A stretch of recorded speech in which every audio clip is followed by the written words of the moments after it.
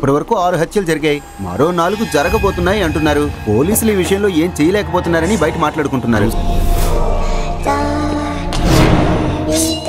Sahu sir మాటల నుంచి నాకు ఒకటి అర్థమైంది సార్. ఈ కేసును ఎవరో పెద్ద తలకాయకే అప్పగించబోతున్నారు. మీ వల్ల కావట్లేదని కొత్త ఆఫీసర్ వస్తున్నాడటగా. ఆ రాబోయే కొత్త ఆఫీసర్ ఎలా ఉంటాడో నాకు బాగా తెలుసు. Who are you? Derek Abraham, my most effective man.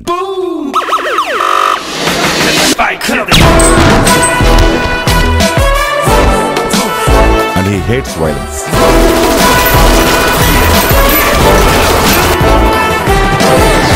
ఆ కిల్లర్ 10 మందిని చంపి చేస్తానని ఏదో పిచ్చి లెక్కలు రాసుకున్నాడు సార్. పిచ్చి వాళ్ళు మాట్లాడే మాటలు సార్ ఇవి. ప్రాణాలు తీయకుండా వేటాడాలి. వేటాడేవాడికి వాడు చేసేది కరెక్ట్. వేటాడే జంతువు తప్పు కూడా ఏముండదు. ఇందులో ఏదో ఒకటి నేను కావాలి.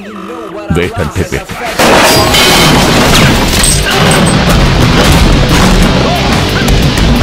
నెక్స్ట్ ఎవరిని మర్డర్ చేయబోతున్నాడో ఎలా తెలుసుకోవటం? చనిపోయిన అలీనా చేతిలో దొరికిన వెంట్రుకలు ఎవరిదో కాదు, ఫిలిప్ వేశాడు.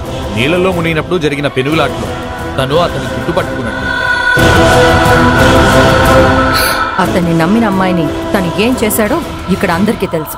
నేను ఇందులో నుంచి బయటపడాలి. ఎందుకో తెలుసా? నిన్ను చంపడానికి.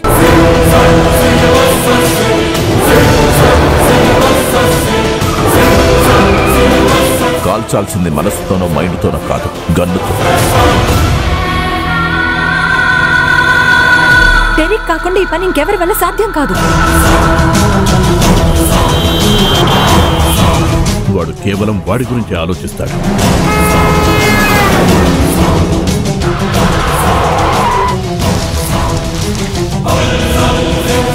ఇక ఎలాంటి హత్యలు జరగవు.